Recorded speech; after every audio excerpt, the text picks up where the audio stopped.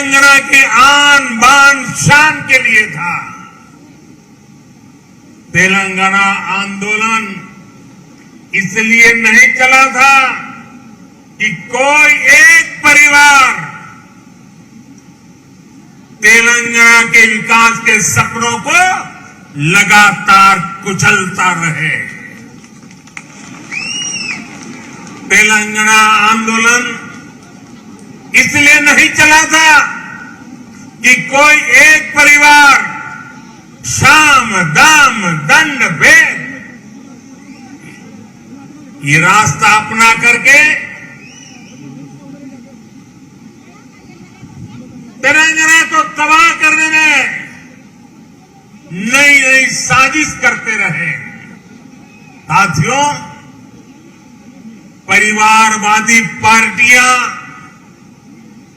भारत की केवल एक सियासी समस्या नहीं है। परिवारवाद और परिवारवादी पार्टियां देश के लोकतंत्र और देश के युवा दोनों की सबसे बड़ी दुश्मन है।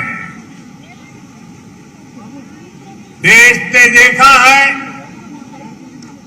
तेलंगाना के लोग देख रहे हैं कि एक परिवार को समर्पित पार्टियां जब सत्ता में आती है तो कैसे उस परिवार के सदस्य भ्रष्टाचार उसका सबसे बड़ा चेहरा बन जाते हैं। तेलंगाना के लोग देख रहे हैं कि परिवारवादी पार्टियां किस तरह सिर्फ अपना विकास करती हैं, अपने परिवार के सदस्यों की तिजोरियां भरती हैं। इस परिवारवादी पार्टियों को गरीब के दर्द की, गरीब की तकलीफ की न उनको कोई चिंता होती है, न कोई परवाह होती है। इनकी राजनीति सिर्फ इस बात पर केंद्रित होती है कि एक परिवार लगातार किसी भी तरह सत्ता पर कब्जा करके लूट सके तो लूटता रहे। इसके लिए ये लोग समाज को बांटने की साजिश रखते हैं। जनता का विकास में उनकी कोई रुचि नहीं होती है। पिछड़ेपन, समाज पीछे रहे, उसी में उनका भला देखते हैं। साथियों, परिवारवाद की वजह से देश के युवाओं को, देश की प्रतिभाओं को राजनीति में आने का अवसर भी नहीं मिलता। परिवारवाद उनके हर सपनों को कुचलता है, उनके लिए हर दरवाजे बंद करता है। इसलिए आज 21वीं सदी के भारत के लिए परिवारवाद से मुक्ति, परिवारवादी पार्टियों से मुक्ति एक संकल्प भी है और एक नैतिक आंदोलन भी है। जहां जहां परिवारवादी पार्टियां हटी है, उनका अस्त हुआ है, वहां वहां विकास के रास्ते भी खुले हैं। अब इस अभियान को आगे बढ़ाने की जिम्मेदारी तेलंगाना के मेरे प्यारे भाई और बहनों की है, तेलंगाना की जनता की है। साथियों, एक और भाजपा की लड़ाई तेलंगाना के भविष्य के लिए है, तो दूसरी ओर ये लड़ाई तेलंगाना के सम्मान, स्वाभिमान और पहचान की भी है। यहां एयरपोर्ट से बाहर आते ही तेलंगाना की जो हवा में महसूस कर रहा हूं,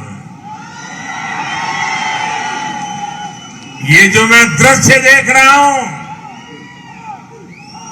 ये तपती धूप में आप लोगों का उत्साह उमंग देखता हूं। मैं इसके आधार पर कह सकता हूं कि हमारा संघर्ष रंग ला रहा है।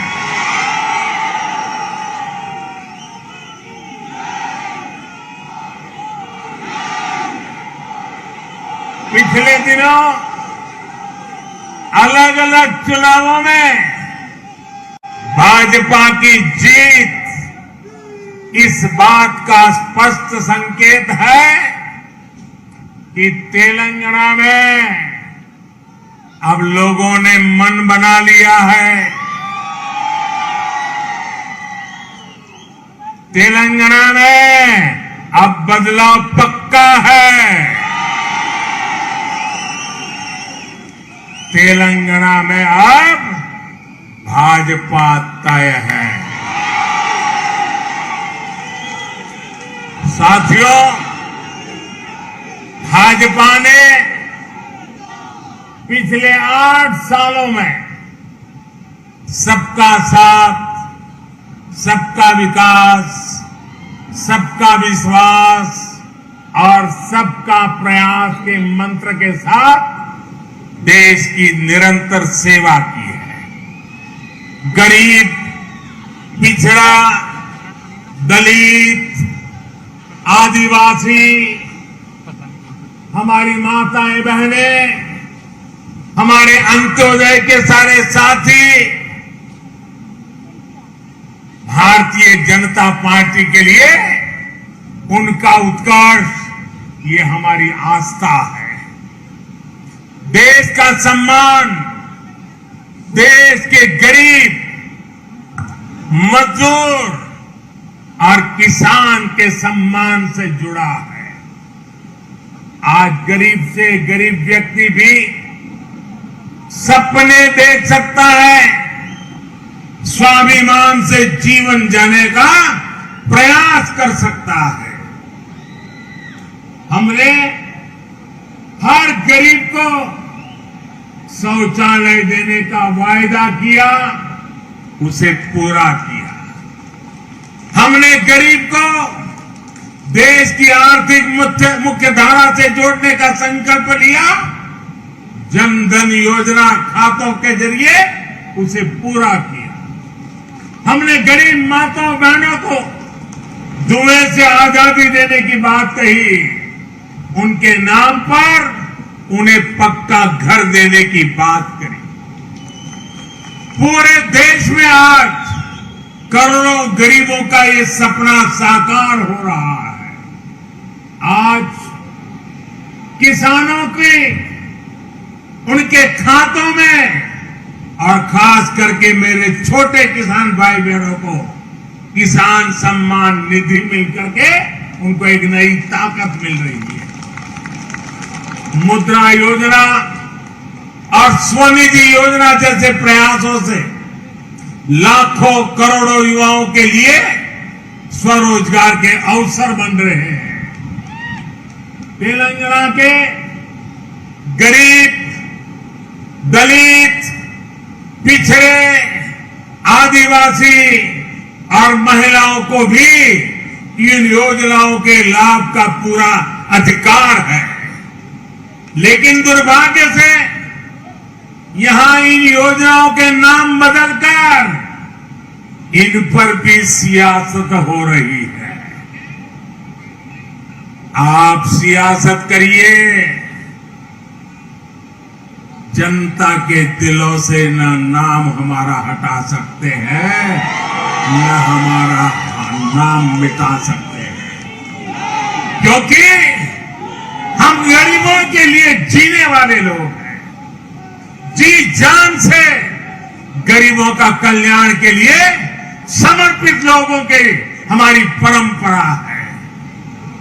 साथियों, जब योजनाएं प्रचार और परिवार के भ्रष्टाचार का शिकार होने लगे तो उससे सबसे ज्यादा नुकसान हमारे गरीब भाई बहनों का होता है, हमारे दलित, पीड़ित, शोषित, वंचित का होता है। भाजपा के कार्यकर्ताओं का दायित्व है इस सच्चाई को तेलंगाना के हर एक नागरिक तक लेकर जाएं। भाई और बहनों, हम सब जानते हैं कि तेलंगाना का सामर्थ्य क्या है, यहां कितनी संभावनाएं हैं। हम चाहते हैं कि तेलंगाना तेजी से विकास की रफ्तार पकड़े। साथियों, 21वीं सदी का नया भारत, आत्मनिर्भर भारत और मेक इन इंडिया के सपनों को लेकर आगे बढ़ रहा है। हमारे स्टार्टअप्स आज पूरी दुनिया में अपनी छाप छोड़ रहे हैं। आज हम दुनिया के तीसरे सबसे बड़े स्टार्टअप इकोसिस्टम है। अभी कुछ दिन पहले ही भारत का 100वां यूनिकॉर्न हमारे सामने आया है। आज हम एक बार फिर से दुनिया की सबसे तेजी से आगे बढ़ रही अर्थव्यवस्थाओं में से एक है। हमारी इस ग्रोथ स्टोरी का सबसे बड़ी भूमिका टेक्नोलॉजी की है। टेक्नोलॉजी का नेतृत्व दे रहे हैं हमारे युवा नौजवान साथी। और बात जब टेक्नोलॉजी की हो और तेलंगाना के युवाओं की क्षमताओं के बिना ये बात कभी पूरी नहीं हो सकती। इस क्षमता के पूरे इस्तेमाल के लिए तेलंगाना को एक प्रोग्रेसिव और ईमानदार सरकार की जरूरत है। ये सरकार केवल भाजपा ही दे सकती है। साथियों, आधुनिक ज्ञान विज्ञान के इस युग में मैं तेलंगाना के लोगों को एक और बात के लिए भी सतर्क करना चाहता हूं। आज के इस युग में अभी भी 21वीं सदी में भी जो लोग अंधविश्वास के गुलाम बने हुए हैं, वो अपने अंधविश्वास में किसी का भी नुकसान कर सकते हैं। ये अंधविश्वासी लोग तेलंगाना के सामर्थ्य के साथ कभी न्याय नहीं कर सकते। साथियों, मुझे याद है जब मैं गुजरात में मुख्यमंत्री था तो वहां भी कुछ शहरों की पहचान बना दी गई थी कि उस शहर में कोई मुख्यमंत्री जा नहीं सकता है। अगर वहां जाएगा तो उसकी कुर्सी चली जाएगी। भाइयों बहनों, मैं डंके की चोट पर वहीं पर जाता था, बार बार जाता था।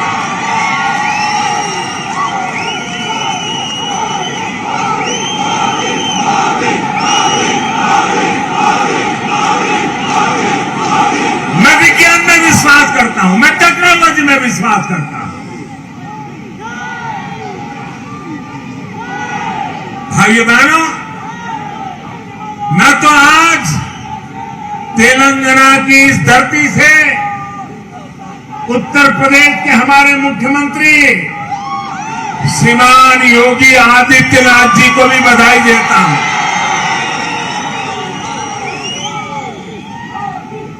उनके वो तो संत परंपरा से है, सन्यासी परंपरा से है। उनके कपड़े और वेशभूषा देख करके कोई भी बात मान लेगा। जब उनके सामने आया कि फलानी जगह पे नहीं जाना चाहिए, ढिकनी जगह पे नहीं जाना चाहिए, योगी जी ने कहा मैं विज्ञान में विश्वास करता हूं, और वो चले गए और दोबारा मुख्यमंत्री भी बन गए। अंधविश्वास को इस प्रकार से तवज्जो देने वाले लोग तेलंगाना को, उसके भविष्य को कभी संवार नहीं सकते हैं। भाइयों बहनों, ऐसे अंधविश्वासी लोगों से हमारे तेलंगाना को हमें बचाना है। मैं आप सभी भाजपा कार्यकर्ताओं से कहूंगा, हमें पूरी मेहनत करनी है। हमें तेलंगाना की जनता की सेवा में कोई कोर कसर नहीं छोड़नी है। मुझे पूरा विश्वास है कि भाजपा का हर एक कार्यकर्ता इसी उत्साह और समर्पण के साथ आगे भी काम करता रहेगा। तेलंगाना तेजी से विकास के रास्ते पर चलेगा, तुष्टीकरण की राजनीति से मुक्त होगा, परिवारवादी पार्टी के चंगुल से मुक्त होगा। और भाइयों बहनों, मैं 2013 वो समय भूल नहीं सकता।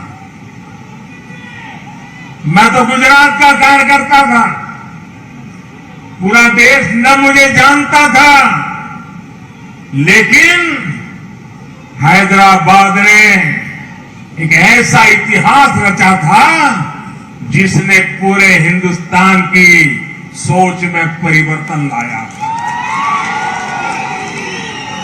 मैं आपको याद दिलाना चाहता हूं, हिंदुस्तान के सार्वजनिक जीवन में वो पहली घटना थी, और हैदराबाद तेलंगाना के लोगों ने करके दिखाया था।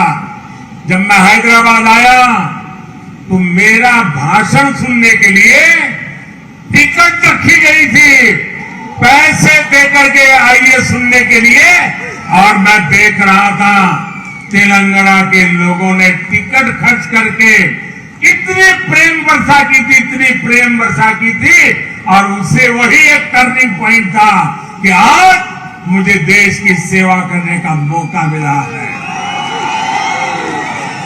यही हैदराबाद, यही तेलंगाना हम नया इतिहास बना करके तेलंगाना में झंडा गाड़ने वाला है।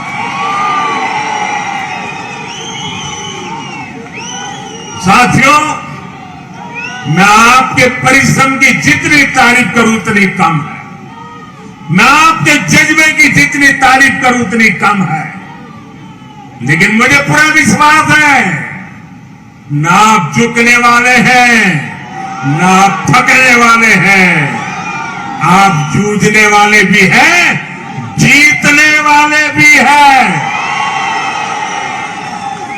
मेरे साथ बोलिए भारत माता की, भारत माता की, भारत माता की। बहुत बहुत धन्यवाद।